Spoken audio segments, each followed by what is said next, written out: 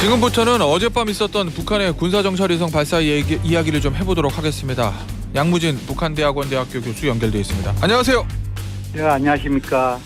자, 교수님, 이 어제 긴급하게 북한에서 이 밤에 이 정찰위성을 쏜 건데요. 원래 예고는 오늘이었잖아요. 네. 예, 그런데 이게 하루 일찍 기습 발사한 북한의 의도는 뭐라고 보십니까? 아마 그 두 가지 그 이유를 들 수 있는데요. 네. 그 하나는 그 액체 연료의 그 보존 기간 문제 하나일 수 있고, 예.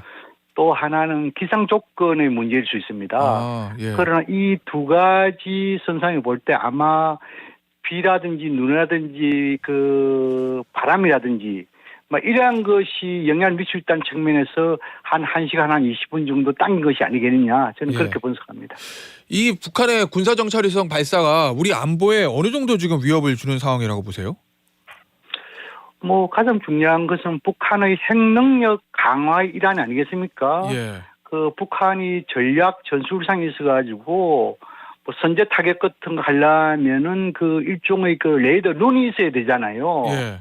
그래서 일종의 그 이 정찰위성은 핵무력의 눈을 역할하기 때문에 아. 우리에게는 상당 부분 그 위협이 될 수 있다. 예. 또 그리고 이제 그 뭐 이 큰 틀에서는 ICBM과 같은 이러한 그 기술력의 향상, 네. 이거와도 관계되기 때문에 예. 어찌 보면은 미국에게도 상당한 그 이 긴장 고조에 영향이 될 수 있다. 그런 측면에서 우려스럽지 않을 수 없습니다. 예. 아직 저 교수님 우리 군 당국은 여기 이게 성공이다 실패다 아직 공식적 발표는 하지 않았는데 방금 전에 나온 속보 보니까 북한은 지금 성공했다라고 얘기하는 것 같거든요. 교수님 어떻게 보십니까 이거? 발사 성공으로 보십니까? 아니면은 아직 실패할 북한은 가능성이 아마 있습니까? 예. 그 이 지금까지 그 개인적 사례에 보면은 예. 북한은 조금만 성공도 대성공으로 포장 잘하고 예. 그 한미 정부 당국은 조금만 실패도 대실패라고 이렇게 한 사례들이 많이 있습니다. 예. 어쨌든 북한은 그 이 정찰위성 발사 이후 3시간 만에 성공했다는 것은 예. 아마 성공의 요인으로서 정상 비행을 했다는 측면, 예. 또 그리고 아직까지 발표는 안 됐습니다만도 아마 북한은 그 이 안착된 위성과 그 이 관측소 간에 나름대로 위성 신호를 주고받지 않을까, 막 그런 측면을 가지고 성공했다고 발표한 걸 보이고, 네. 한미 정부 당국은 좀 더 신중하게 적어도 위성이 그 이 관측소하고 신호뿐만 아니고 기타 전반적인 안정적으로 궤도를 돌고 있는가, 이런 측면을 봐야 되기 때문에 예. 좀 신중한 측면에서 아직까지 그 성공 여부를 발표하지 않고 있다, 저는 그렇게 분석합니다. 알겠습니다. 물론 이제 저희 군 당국의 최종 발표를 좀 봐야 될 것 같긴 한데 현재까지는 성공했을 가능성이 좀 높아 보인다고 좀 언론들은 보고 있는 것 같습니다, 교수님. 자, 그런데요. 네. 네. 이게 앞서 2번 실패하고 최근에 푸틴 대통령이랑 만났잖아요. 김정은 위원장이랑. 거기서 뭐 러시아의 정찰위성 기술이 북한에 이전될 수도 있다. 이 얘기가 나오고 나서 3차 발사에서 지금 성공 가능성이 높아진 거거든요.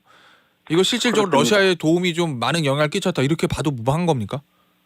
뭐 이 두 번 실패는 그 자체 기술에 의한 실패다. 예. 그리고 마지막 세 번째로는 러시아의 기술 이전 또는 자문 이런 것이 있지 않습니까? 예. 그런 측면을 봤을 때 이번 3차 발사의 성공적인 핵심 요인은 예. 러시아의 기술 자문이다. 저는 그렇게 평가합니다. 알겠습니다. 일단은 이 북한의 군사정찰 위성 이게 이제 우리 안보에는 심각한 위협이 된다라고 앞서 교수님께서 말씀해 주셨는데 이게요. 북한 이 발사가 유엔 안보리 결의 위반이고 그리고 저 남북이 맺었던 9.19 군사합의 위반 이거는 맞는 거죠. 그렇죠. 이제 이 유엔 안보리 대북 제재 결의안상을 볼 때는 위반은 맞습니다. 예. 왜냐하면은 그 결의안에 보면은 그 북한의 탄도미사일과 관련된 과학 기술 협력 이것도 다 포함이 되어 있거든요. 예. 그렇다면은 러시아의 기술 이 협력이 되었다라고 한다면은 유엔 안보리 위반이라고 볼 수 있겠죠. 예. 그러나 그 이 9.19 군사 합의 위반 여부에 대해서는 예. 좀 더 포괄적으로 하면은 위반이 맞겠죠. 그러나 좀 더 구체적으로 들어갔을 때에는 예. 좀 더 깊은 분석이 필요하다, 저는 그렇게 생각합니다. 어떤 의미시죠? 좀 포괄적으로 보면 한반도의 군사적 긴장을 고조시키는 행위 이 부분에 대해서는 위반이 맞죠. 예. 그러나 이제 좀 더 구체적으로 봤을 때 지금 이제 우리가 그 일정 부분에 대한 합의 여기에 대한 그 효력 정지를 이야기하고 있잖아요. 예, 1조 3항이요. 그렇다면은 적어도 군사 분계선의 20km 내지 40km 예. 이 지점에서 직접적으로 위반했느냐 예. 이 부분에 대해서는 좀 더 깊은 분석이 필요하다는 이야기입니다. 그 말씀은 이 문제가 되는 게 9.19 군사합의 1조 3항 보면 군사분계선 상공에서 모든 기종의 비행금지 구역을 설정한다 이런 내용이잖아요. 그렇습니다. 그러면 이 북한이 이 정찰위성 발사한 궤도가 그 군사분계선 남북으로 20km 범위 바깥일 수도 있다. 그렇기 때문에 그렇죠. 위반이 아닐 수도 있다. 예. 이런 말씀이신 건가요? 예, 그렇습니다. 예. 그래요. 그거에 대해서는 분석이 필요하다는 그런 말씀. 네. 하지만 포괄적으로는 위반의 가능성은 있다. 이런 의미신 거예요, 그럼?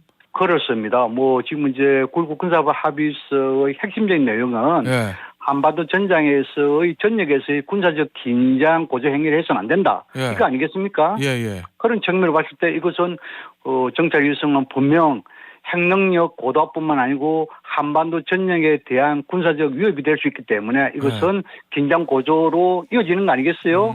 그런 측면에서 알겠습니다. 위반이다. 저는 그렇게 생각합니다. 그러니까 9.19 군사합의의 큰 취지와 뜻은 어긴 것은 맞다. 이런 의미시로 제가 좀 이해가 되고요. 자, 그러면 오늘 오전에 지금 국무회의를 열어서 한덕수 총리 주재로 우리 정부가 이 9.19 군사합의에 앞서 제가 말씀드렸던 1조 3항 이 조항에 의해서 효력 정지를 검토한다고 하는데 이건 어떻게 보십니까? 지금 나오는 분석은 효력 정지가 거의 할 거로 지금 언론의 분석은 보고되고 있거든요. 교수님 어떻게 보세요?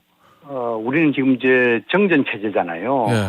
또 한반도 상황을 안정적으로 관리할 책무가 정부에 있습니다. 예. 그러나 그 9.19 군사 분야 그 합의적 효력 정지가 예.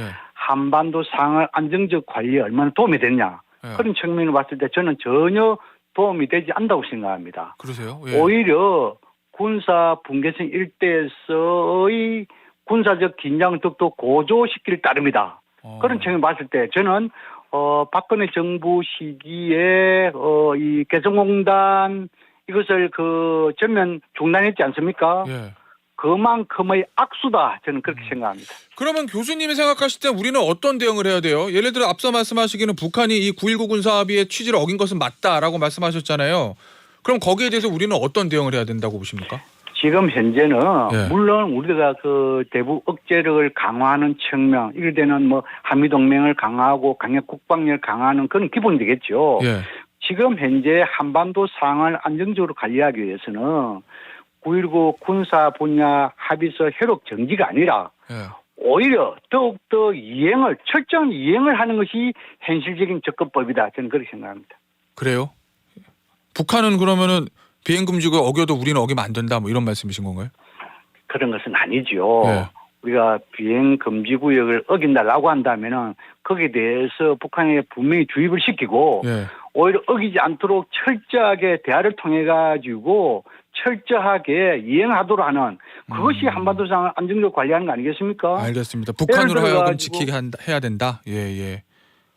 귀에 이런 식으로 간다 하면은 한반도 상황을 악화시키고 그것은 정전 체제에서 전쟁을 더욱더 촉진시키는 계기가 될 수 있잖아요. 네, 네. 그런 측면을 봤을 때 지금 문제는 효력 정지가 아니라 철저한 이행이 현실적인 접근이다. 이것을 강조하고 싶습니다. 알겠습니다. 어떤 말씀이신지 이해가 갑니다.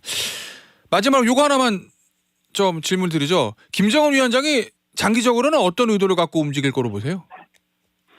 뭐 김정은 위원장은 그 아마 핵 보유국의 지위를 가지고 예. 한반도에서 가지고 군사적 주도권은 북한에게 있다. 예. 막 이것을 계속 유지하면서 미국과 한국을 압박하는 그런 행위로 갈 것이다. 저는 그렇게 생각합니다. 알겠습니다. 오늘 인터뷰 여기서 마무리하도록 하겠습니다. 지금까지 양무진 북한대학원 대학교 교수였습니다. 교수님 감사합니다. 네, 감사합니다.